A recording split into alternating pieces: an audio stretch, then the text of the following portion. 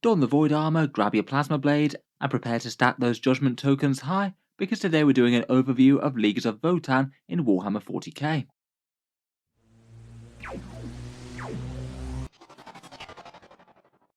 Hello and welcome back to Auspex Tactics, where today we're returning to visit the Leagues of Votann, 40K's new race of cloned and cybernetic space dwarves. They're now the newest faction to the game, and have had a fairly rocky landing on first arrival. Their Codex came out and there was a fair bit of drama around Games Workshop nerfing it immediately. I thought it was high time to take a look at them now they're starting to appear in tournaments and things a bit more in earnest and their full range is out, and talk about some of the strongest things that the faction can bring to bear on the tabletop. In the video we'll talk about their current performance at the moment and their strengths and weaknesses as a faction as a whole, some of the perhaps stronger selections out of the various different rule sections from the Codex, character upgrades, psychic powers, secondary stratagems, and a look over the leagues, talk through each one of their units, and finish up with a couple of example army lists that have been doing okay in events. Loads to talk about, so let's get grudging.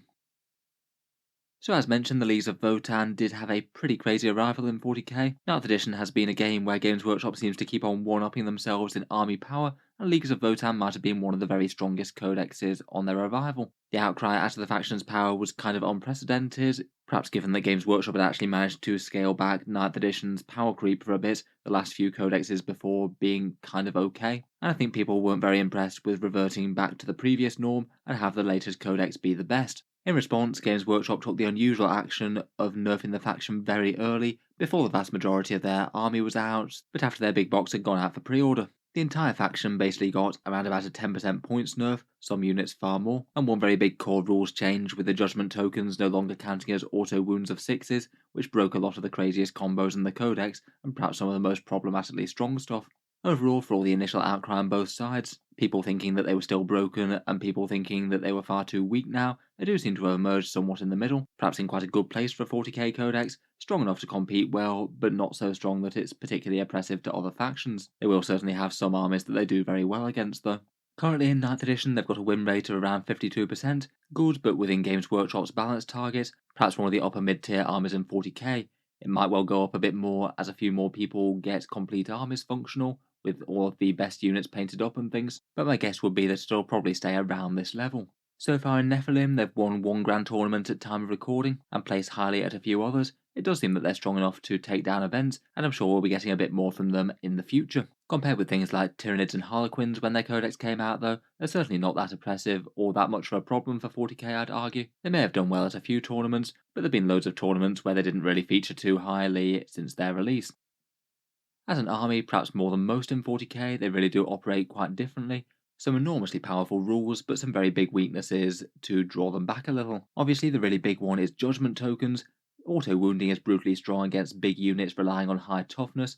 Votann will be amazing against Death Star units and against Imperial Knights and Chaos Knights in particular. Anything that relies on toughness to survive against Votann is probably going to go down in fairly short order. They back that up with some incredibly powerful stratagems as well, lots of ways to make the most out of judgment tokens and really double down on that damage output to obliterate nearby enemies. I think you'll generally want to have a decent complement of CP when you're playing a Votann army. I feel like their HQ section is maybe a standout part of the codex. All the characters give you big meaningful boosts for the points that they cost. I think most armies will typically tend to max out their HQ selections. I feel like more than most codexes in 40k, the leagues are pretty balanced. Perhaps Ymyr Conglomerate might be one of the best all-rounders, but I think you can make arguments for most of the rest, so it's quite nice to see different lists taking different playstyles. I think Hernkin Pioneers are a real asset to the codex. I think objective secure bikes in just about any codex will be pretty big, but give them a pre-game move and an actually fairly decent damage output as well, and they bring a lot to the table. And faction-wide, their trusty Void Armor aids in their defense, basically armor of contempt that also turns off rerolls to wound, very powerful against some wargear selections like say Lightning Claws.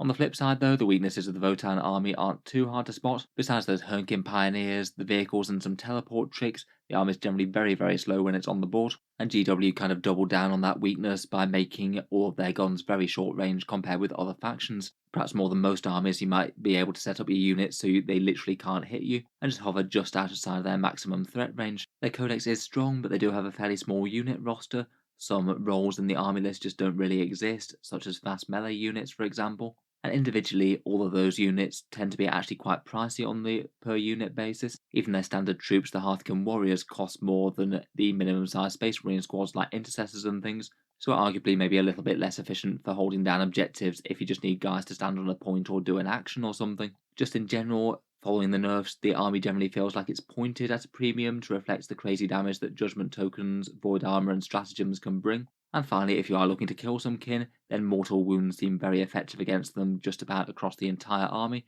They don't have all that much defense against them, and most of the units have a fairly high price per wound, which means you'll get good returns on any mortal wound damage.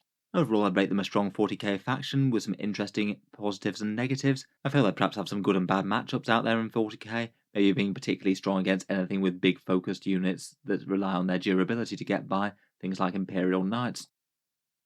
So getting into the rules of the Codex, let's start out with their core things, and maybe most importantly of all, their Eye of the Ancestors Judgment Token special rule. Judgment tokens are permanent markers that allow you to get auto wounds on 6s, then 5s, then 4s, depending on whether you have 1, 2, or 3, and particularly when you manage to stack multiple of them, you can get some absolutely brutal damage buffs on one unit. It is pretty crazy when basic troops with bolters and their melee attacks can be wounding the very toughest things in the game on a 4+ to hit, not even having to roll to wound at all. Games Workshop did tone them down in that they no longer count as wounds on a 6 anymore. It does mean that they can have some strange anti-synergy with certain options in the Codex, say for example the Magna Rail weapons, where if you get a Judgment Token wound, then they can never get the splash damage. It perhaps was for the best to curb the craziest combos about, but it does mean that the book's set up a little bit weirdly now. There are quite a lot of ways to splash Judgment Tokens about. Perhaps the most simple one is for your Carl to nominate a unit to have one in the command phase that they can see. You can do it twice if you're a high Carl with the Warlord Trait. You get to hand one out each time one of the enemy units kills a Votann unit, and you get a once per battle round ability for an enemy unit doing an action or holding an objective.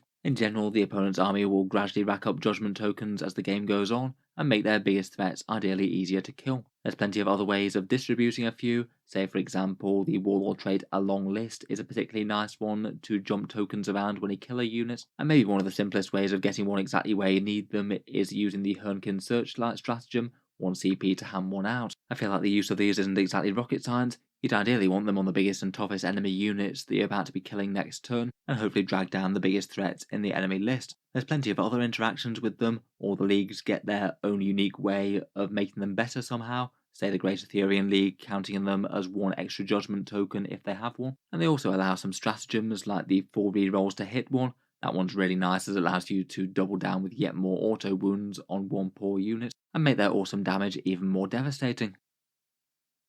Otherwise, the army's got a bunch of other core rules. Objective secured applies to the Hearthkin warriors and those amazing Hernkin bikers. Perhaps particularly interesting to have on those, as mentioned. Getting objective secured into the mid-board with some decent damage dealers is no bad thing.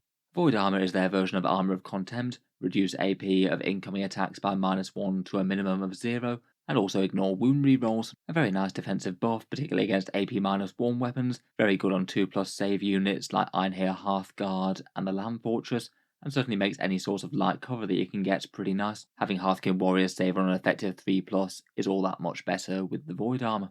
Next up, the Votann units have steady advance. Advances of the faction are generally only 3 inches for their foot troops, but they get to ignore movement modifiers. Maybe a bit of a double-edged sword. It is quite nice that you can 100% say whether or not you're just going to be able to stretch onto an objective or not, but not having the option to gamble on an advanced move and try and get further is a bit annoying, and particularly because almost all the weapons in the Codex tend to be hunter weapons. There's very few assault weapons at all, so it means that there's almost no value in advancing if you actually want to do damage. I guess ignoring the penalties is handy enough though, means they don't have to be too averse to towing into dense cover or anything like that.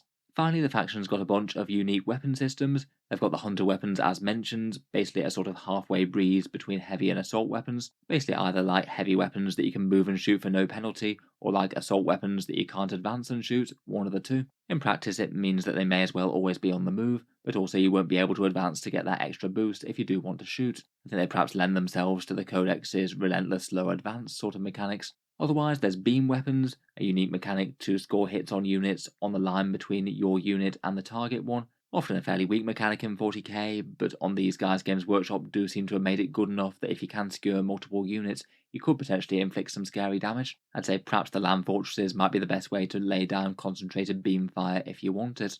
Finally, there's the dreaded Magna Rail weapons. They ignore invul saves on a couple of the anti-tank weapons in the Codex. They're really good anti-tank guns or things for sniping characters. They do have that scary rule where on a 6 the excess damage will spill over, so you could have one shot wipe out an entire infantry squad. But now judgment tokens no longer auto wound on a 6, it does mean that that's a lot less likely. The best way to get that if you want it is to use Uthar the Destined in Great Arthurian League. Still though, I think they're efficient enough just because it ignores invul anti-tank guns are really good, even if they don't have that splash mechanic. So let's go through the different rule sections in the Codex and start out with Warlord Traits and Relics. I'd say the Votann are kind of spoilt for choice with Warlord Traits, a lot of good ones. Maybe two of the most commonly picked generic ones are a Long List and Warrior Lord. A Long List allows you to redistribute a judgment token when you kill a unit in a phase, and put it on another unit that your Warlord can see. It's a really easy way of getting extra judgment tokens into the army. If you can keep your Warlord alive and seeing the enemy units, then that could easily be in excess of 5 extra judgment tokens over the course of the game. And it also means that your Warlord shots can actually snipe enemy characters and ignore light cover as well, which is a bit of an added bonus. Otherwise, if you want a fighty Carl or something, then Warrior Lord is quite nice. You get to reroll wound rolls in melee, and you get to ignore feel no pain and damage caps on the targets. Both of those are really nice rules, pretty nice on things like Ymyr champions, or again melee Carls, maybe with the Flayer axe. I think those two might be the most exciting out of the generic table, but there's loads of other ones that might make sense for your list depending on how you're playing it. There's one that just increases your auras and command fade abilities by 3 inches, pretty handy on a Carl. There's one for shooting and actioning, again strong if your game plan is all about doing the actions on the midfield. There's one for selecting a unit for getting objectives secured, might be nice if you're marching a big block of iron here forward. And there's a whole ton beyond that, things like the Ymyr, Kronus and Therium ones are also good as we'll get onto, as are the Votannic Council upgrade ones. The Relic section is nice enough as well. Maybe again a few of the more standout picks are these 3, Warp Strike, Exactor and Flayer. Warp Strike is a Relic teleport crest, and you get to teleport once per game for free, and a couple of other minor bonuses like the enemy can't set up within 12 inches, and your unit can move and charge through enemy models. That one could be particularly nice on the Ironhair Hearthguard to have a huge squad of them jumping across the board turn 1. Otherwise, Exactor is really strong for the Ironhair champion, a mass hammer that converts damage to mortal wounds on a hit roll of 6. Get a full wound reroll going on him, and you might get a whole ton of mortal wounds there. A couple of 6s could average you 10 mortal wounds, which is just pretty insane for a 100-point model with a relic and maybe a stratagem. Flayer is quite a popular choice for fighty Carls, a strength +2, AP3 and damage 2 for drop plasma axe, but it gives you an extra +3 attacks as well. That one combines pretty nicely with Warrior Lord. Again, like the Warlord traits, I think there's plenty of others that you could easily consider. There's a relic for fights last, always quite nice on combat characters, a relic for the Grimnir that lets you know and cast an extra power, a boosted bolt weapon that's pretty nice on the champion or the Carl, and an ancestral crest that allows you to reduce epic deed command points, plus a few other minor bonuses. Perhaps depends on the units that you're taking, the Carls have loads of options. I'd be very tempted by Exactor on the champion though. That's not the end for character upgrades though, as you can also give them the points cost upgrades for the Votannic Council as well. High Carl, Brockier Forge Master and Lord Grimnir. I'd say out of those, High Carl and the Forge Master one are probably the better two, with the Grimnir one being a bit more take or leave. For 40 points, High Carl gives you Chapter Master style rerolls for 1 core unit nearby. Really quite nice when you're fishing for those auto wounds with judgment tokens, and pretty good on anything that he can put it on. If he's got a decent amount of his own threats, then anything that he actually kills he gets to redistribute a judgment token to something else for, again could net you 1 or 2 extra there. And you do have a Warlord trait option for double use of the Grim Efficiency ability. Again, that's a pretty reasonable way to get more auto wounds onto the enemy army. Very usable, but maybe not auto include. The standard Carl is also very efficient at 80 points.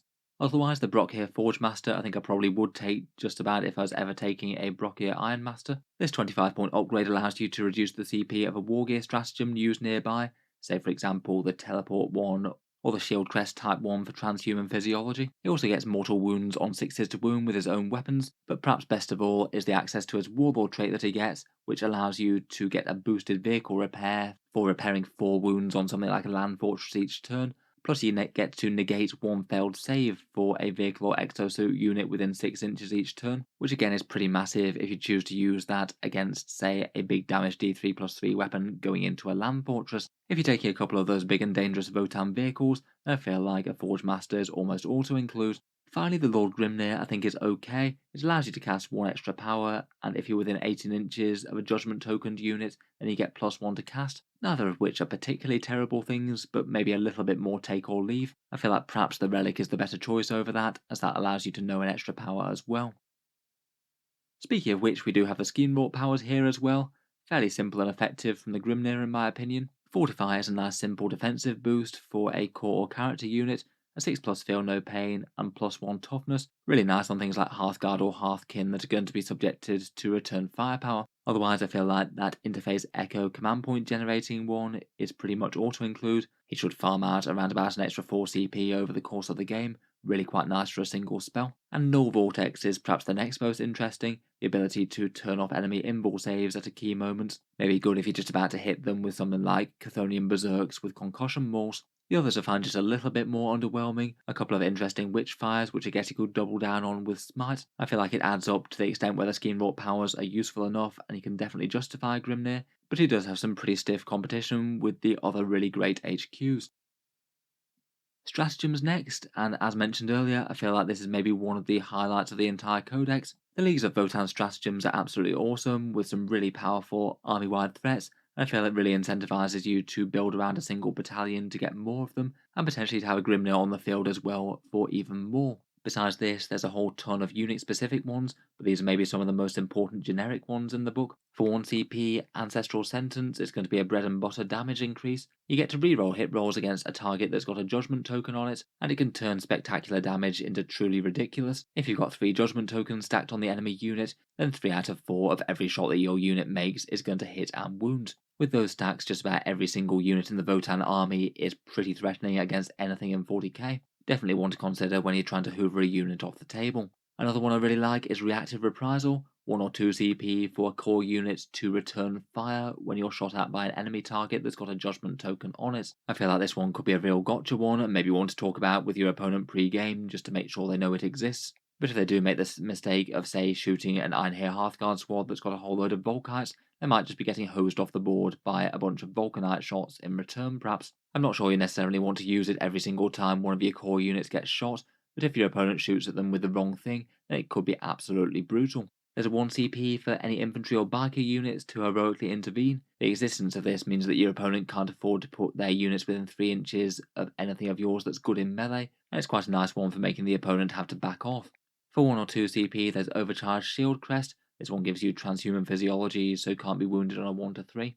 Very nice extra defense, particularly if your opponent was going to be wounding on 2s with something. And the counterpart one for that, with the Teleport Crest, is site-to-site transport. A Teleport Crest unit teleports somewhere else on the board, potentially can reposition a key character, or go for a big first turn Alpha Strike with a unit of Iron here with some rerolls and things. I feel like that section might be one of the most standout, but there's a few more really nice situational ones. Hunter's Mark can allow you to auto-hit 1 shot if there's a judgment token on the target. Maybe really nice for the Land Fortress's Magna Rail cannon if you take it. There's then 2 different options to make sure your Votann will still be able to fire their guns even if you get tagged in melee with something. You can either choose to fall back and shoot for 1 CP, or just straight up fire your guns in melee for infantry and bikes for 2 CP. Both of those could be great for some point blank devastation. Personal Grudge is quite a nice one to send a character into rage mode. 1 enemy unit counts as 3 judgment tokens for that character from now on.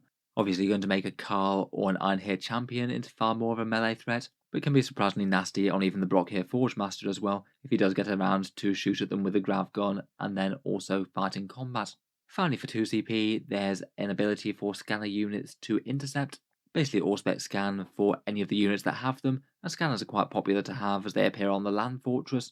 Plus they kind of make sense for the Pioneers and the Hearthkin Warriors, both giving you shooting buffs and allowing you to do that secondary objective a bit more efficiently. Overall, I feel like the stratagems are going to give you multiple good options for some insane returns in the Leagues of Votann. You just need to choose which ones are going to be the most important out of this list. Moving on to the faction's secondary objectives, the Leagues of Votann ones I'd say are okay but not standout. Perhaps out of the list of them, the best is the Ancestors are Watching, followed by Prospects of Wealth. The Ancestors are Watching is a no mercy one, and usually strongest if the enemy's got plenty of units to go around. You get to kill units with a judgment token each phase for 2 VP or 3 VP if they had 3 judgment tokens on them. but you do lose a point at the end of the game for each enemy unit with a judgment token still on it. Unless things are going disastrously or you're fighting against a super elite enemy army that you can't kill much of, this one's going to be a fairly easy high score just by doing what you want to do anyway, and doesn't really take much additional effort. Prospects of Wealth is a Shadow Ops one, maybe competing with Raise the Banners. I feel like this one's maybe the next best, and this one you have to try and scan objectives in the midfield with your infantry and bikes, an action that completes at the end of your turn and sacrifices your shooting. For each objective that you've scanned, you get 3 victory points, and then a bit of a random swing where if you roll a dice and you get a 6, then you get an extra 3, that chance going up to a 5+ if the unit has a scanner. Overall, I don't think this one's too bad. If you are going to do one of the action ones, I feel like this one gets weighed up against banners, and maybe depending on how you expect the game to unfold and how many objectives are in the midfield versus your own safe deployment zone. Otherwise, for the last two, I feel like they're a lot more situational. Grudge Match is trying to kill the biggest enemy units, but you only score it to any great extent if you're very melee heavy, maybe one for the Kronus and less for other lists. And Lay Claim I think is fairly bad, to be honest. You have to try and take objective markers that your opponent gets to set up and do so at the end of the game. It's kind of one where if you've won the game on the damage game, you'll probably win. If you've lost, then you'll lose. And usually in secondary objectives, you want ones that'll score fairly well either way. Next up, we come to the actual leagues themselves, and I feel that in general Games Workshop has managed to write these fairly well compared with a lot of factions, rather than just having one obvious pick like a lot of armies seem to get. I think you can make some genuinely interesting arguments for 4 out of the 5 main ones, though I would say that probably Ymyr Conglomerate is perhaps the easiest to use all-rounder, just giving you some very nice flat buffs to the faction. Ymyr starts off very strong by basically giving you a whole army invul save, a 5+ for most units, which is very relevant for the Hearthkin Warriors and the Chthonian Berserks in particular, but a 4+1 for things like Land Fortresses and Ironhair Hearthguard as well, meaning that they're decently survivable even against melter weapons. Then they also get an extra 4-inch range on most of the guns, perhaps one of the Votann's biggest weaknesses, so having that alleviate that just a bit is very nice. And finally, when they're targeting enemies with a judgment token within half range, you get an extra pip of AP against them. Another very, very solid shooting buff, that one. As with a bunch of judgment tokens, you're almost bound to stack some wounds, so it makes a lot of the middle AP Votann weapons just that little bit punchier against things like Armour of Contempt. Overall, it's a pretty spectacular faction trait that makes them better at shooting and makes a couple of units really nice, like the Berserks. And they've also got a fun Warlord damage trait that's kind of nice with the Ironhair Champion with the axe. And if you want to play with beam weapons, then they've got a stratagem that gets you mortal wounds out of them. Overall, they seem to be the most commonly played at the moment, but there's decent representation from the rest. First up, Great Etherean League is also very nice. They're basically the judgment token focused one. Their trait gives you a little bit more muscle on objectives, counting as extra models, a single reroll per unit, which is quite nice on any high strength and damage weapons like the rail weapons, but by far the most important, every time you shoot at a unit with a judgment token, it counts as having an extra one up to the max of 3. You only need 1 token to be wounding on 5s automatically, and 2 to be wounding on 4s. That's really big and just doubles down on the extra damage, and you reach the very, very high threshold without so much effort. Then they've got a stratagem that can allow a card to dish out another judgment token in the command phase if needed, and a command point farming Warlord Traits that I feel like is just about auto-include, given how strong the Leagues of Votann stratagems are. Finally, they also have Uthar the Destined as well, who's really quite strong in his own right with high Carl things, but also has that automatic 6-2 wound roll that you can take. That one can still allow you to guarantee the automatic splash damage with the Land Fortress's rail cannon, vaporizing entire squads at a time. Overall, I'd probably rate the Great Etherean as the next strongest, but after them, not too far behind, are the Cronus Hegemony. They're the melee ones with +1 attack, +1 strength, and extra AP against judgment token units. Not really too complicated there. Between those buffs, they'll make your regular Hearthkin warriors into actual credible melee troops with 3 strength of 5 attacks, and turn the Berserks into enemy nightmare fuel. Give a base 5-man unit a buff or 2, and they'll happily demolish just about any normal sized squad or battle tank in all of 40k if they can catch them. They've also got a very strong melee Warlord trait for an Ironhair Champion perhaps, plus an exploding 6s to hit in combat if you want yet more damage. Lastly, for the ones that I like quite a lot are the Irani Surtur Regulates. Their big thing is +1 toughness, which is pretty awesome on some units. Toughness 8 Sagittars are a lot harder to remove, as are Toughness 9 Land Fortresses and Toughness 5 base troops. They also are helpful on the judgment tokens as well, meaning that you count everyone as 1 judgment token, always auto-wounding on 6s, though it does mean that often giving units the first judgment token is then a little bit of a meh investment. They also have a stratagem for a character fighting on death and a 5+ Feel No Pain Warlord trait, both of which are okay, but I really think that the +1 toughness thing is the big one. Otherwise, the last of the big leagues is the Trans-Hyperion Alliance, which I do think is probably a little bit less strong than the others, maybe just not having as much standouts that really make you want to go for it. But even this one I think isn't really all that far behind. It does give you a damage boost from the trait, just a bit of a worse one now the judgment tokens got nerfed, and they do bring another couple of quite powerful options to the table. A mortal wound defensive stratagem, which is quite nice in Leagues of Votann who tend to be weak against them, and a Warlord trait that allows you to redeploy units, definitely no bad thing for the slow moving leagues, getting your troops where they need to counter the enemy. Perhaps less standards on raw strength, but I still think that they're playable. Finally, there's the custom leagues, which do have some interesting combinations and a few buffs that you can't get elsewhere. In general, I think I am typically more convinced by the actual stock ones rather than making up your own combo. Some abilities stacking might be interesting enough though, and perhaps the one for the bonus to charging judgment token units isn't too bad, seeing as it's one of the few ways to make Votann get a little bit faster across the battlefield. Overall though, I feel like you really can't go too far wrong in league selection. I'd probably consider Ymyr Conglomerate the stock choice, with the Great Etherean League being decent rivals, and Kronus and Arani Surtur can build you a bit of an interesting style of list, whether you're skewing heavily into melee or toughness. Moving on, let's talk quickly through the Leagues of Votann army roster, and start out with infantry and bikes. The Hearthkin Warriors are your standard issue troops for 120 points base. The bolters I think are really quite nice, particularly with judgment tokens.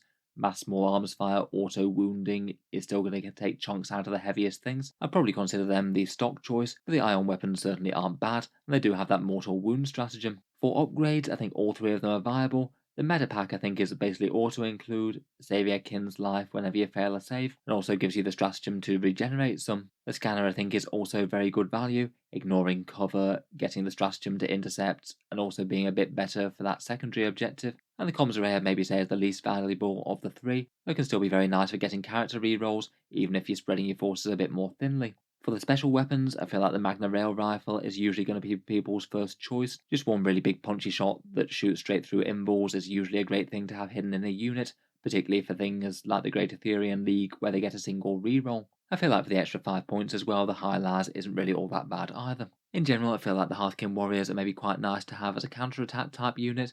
Most lists seem to run 3 minimum units of 10 of these, rather than branching out to more. That would generally do the job quite nicely of holding down home field objectives, and then stepping up for a counterpunch to hit some people with judgment token buffs. I feel like on paper, a big hoarder unit of 20 wouldn't be too bad though. Could be genuinely quite tough to take out with that fortify spell, and maybe a nearby Carl with a rampart crest, and perhaps the transhuman stratagem.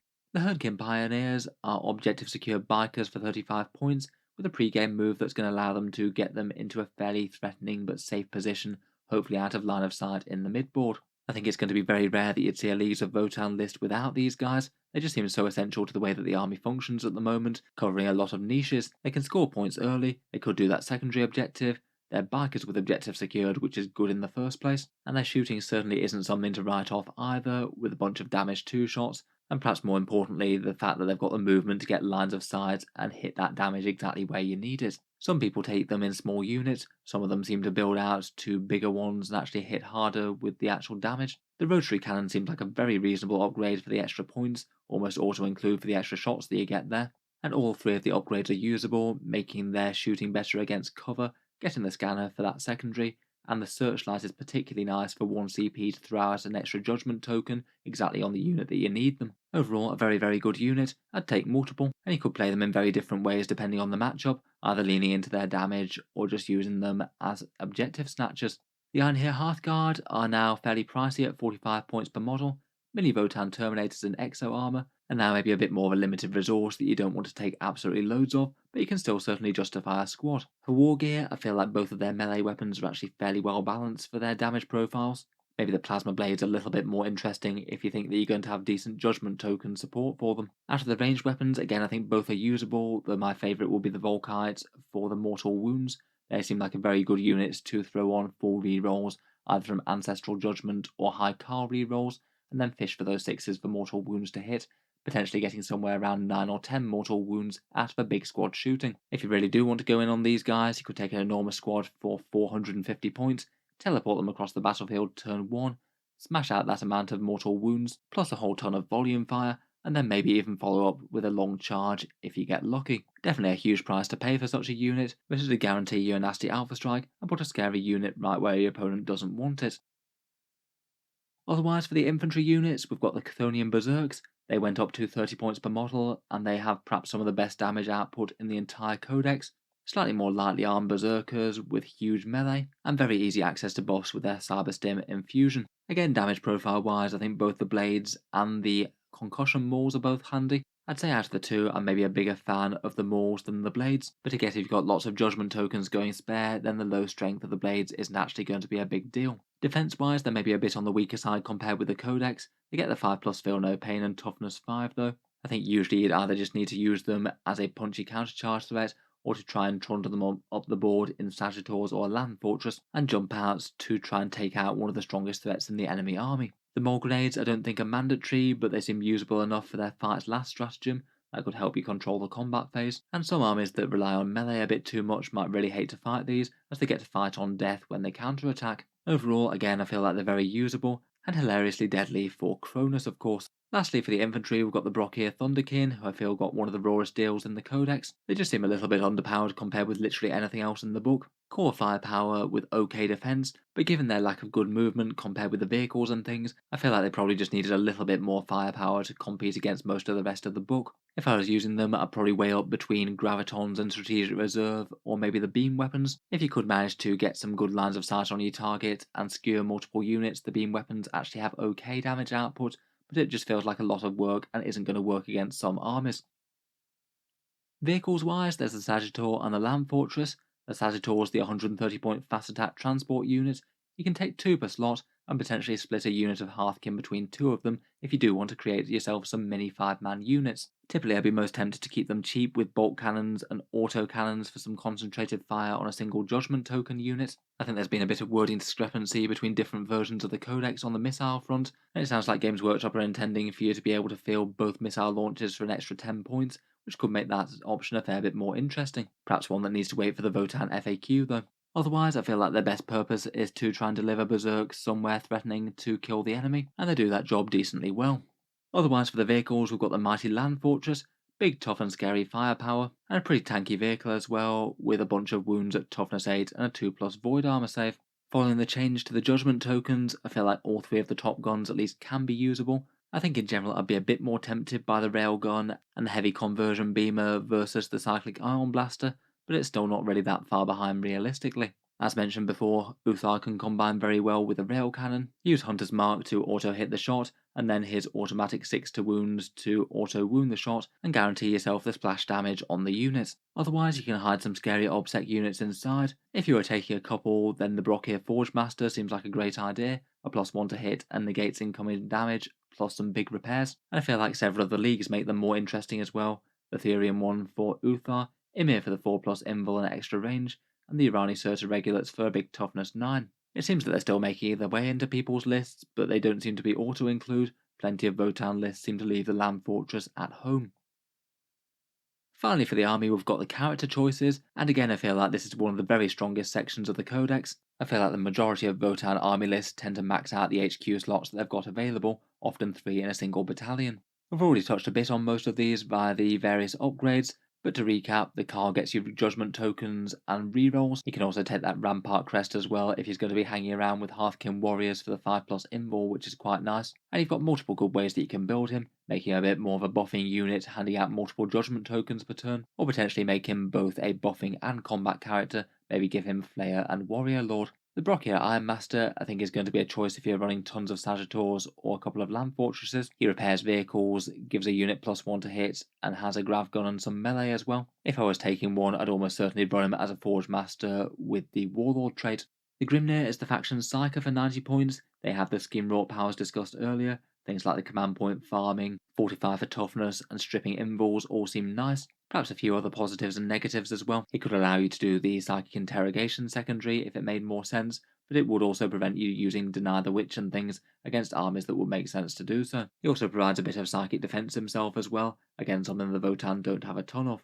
Next up is the Ironhair Champion, a dedicated melee HQ, which often tend to be a little bit on the underwhelming side in many factions, but here is easily good enough to justify his inclusion. Very tough, particularly in combat, an interesting jump move with the accelerated keyword if he needs it. Typically I'd take the great big concussion hammer, plus potentially make that Exactor for the mortal wounds on 6s, and he's particularly nice for high Carl rerolls or that Ancestral Judgment. I feel like the axe is maybe a little bit more underwhelming for most of them, but if you take Ymyr Conglomerates and use the Warlord trait that get you a damage 2 axe, then it becomes far more usable with all the attacks it gets. Finally for HQs, we've got Uthar the Destined. He's the Great Etherean High Carl with the double Warlord trait for a bonus aura plus the extra judgment. Compared with a standard one, he's extra tough with counting all damage as 1 and has a reasonably good sword in melee. And again, as mentioned, his automatic 6 thing is amazing with the Magna Rail weapons, whether they happen to be on a land fortress or in a Hearthkin warrior squad.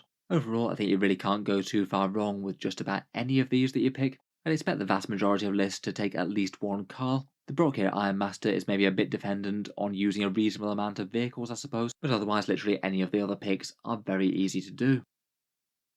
Finally, just to round up, I thought we'd take a look at 2 different flavours of Leagues of Votann army lists hitting tournaments recently. This first one is a strong Ymyr army from Francois Lalonde, who used it to take second at Capital Clash 4 GT, winning 4 out of 5 against a field of 36 players, and has a core of troops and bikers, 2 berserks, and some land fortresses. The choices in the HQ section this time are a Carl with Grudge's End.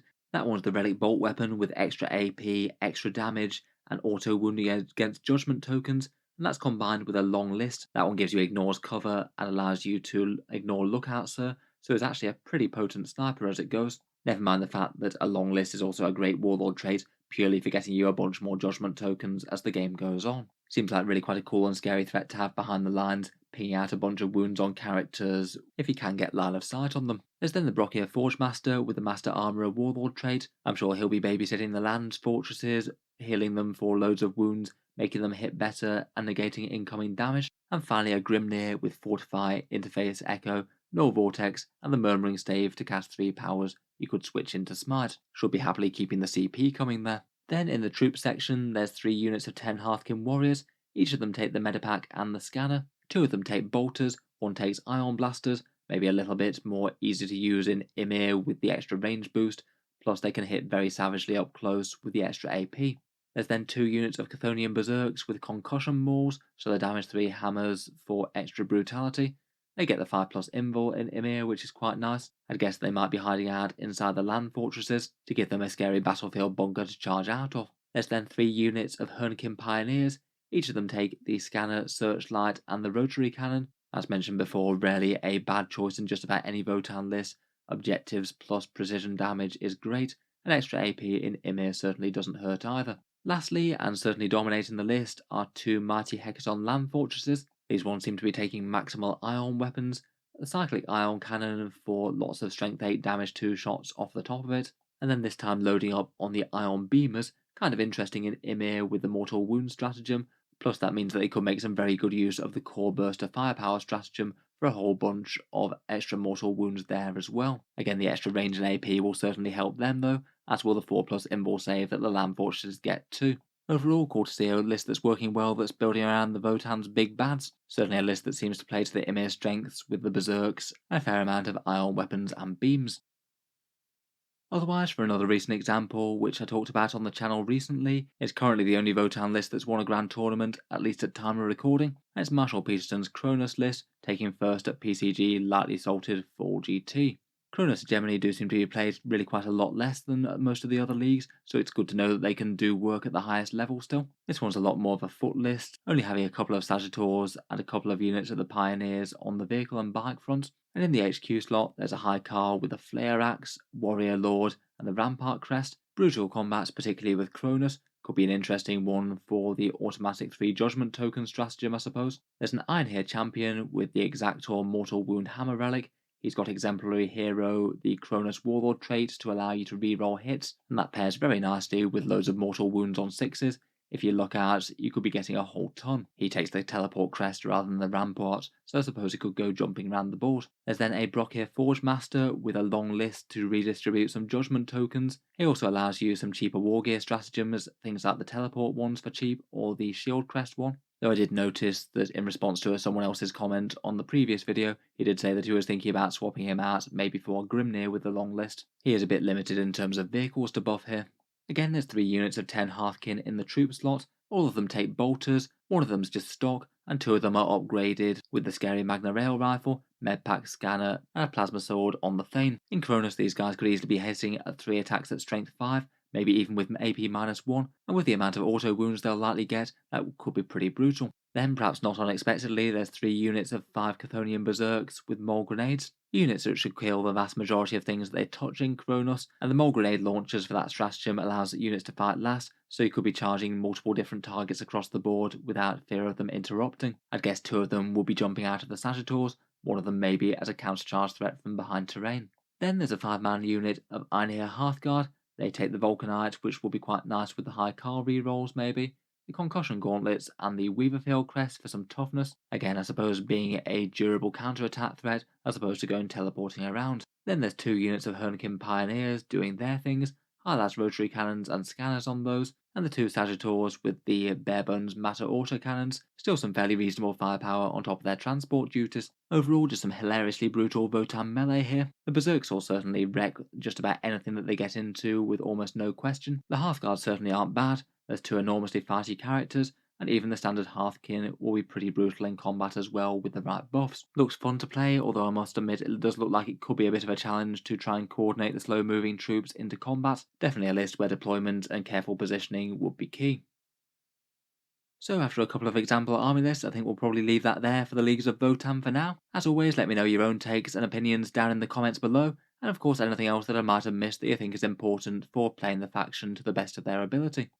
If you've enjoyed the video, then feel free to subscribe to Auspex Tactics. We'll certainly keep plenty more coming for Warhammer 40K in general, and we'll certainly have more for the Leagues of Votann as well. Feel free to give my other Votann videos a search as well. I've made unit reviews for the majority of them now. Hopefully we'll get round to a few more later on. Finally, if you've been enjoying all the videos on the channel, I would just like to quickly mention that Auspex Tactics does have a Patreon page as well, and you can find that links down in the video description if you're interested. Making great big long review videos like this does take a lot of time and effort, so if you are getting good value out of this at all, any support is enormously appreciated. Channel patrons do get a fair few advantages, seeing certain videos early, regular votes to see what sort of things come next for the channel, and automatic entry into the regular prize giveaways, with a chance to win some big model kits each month. If any of that sounds good to you, or you'd just like to help support, the link is down in the video description. In any case, a massive thank you for listening, and I'll hope to see you guys next time.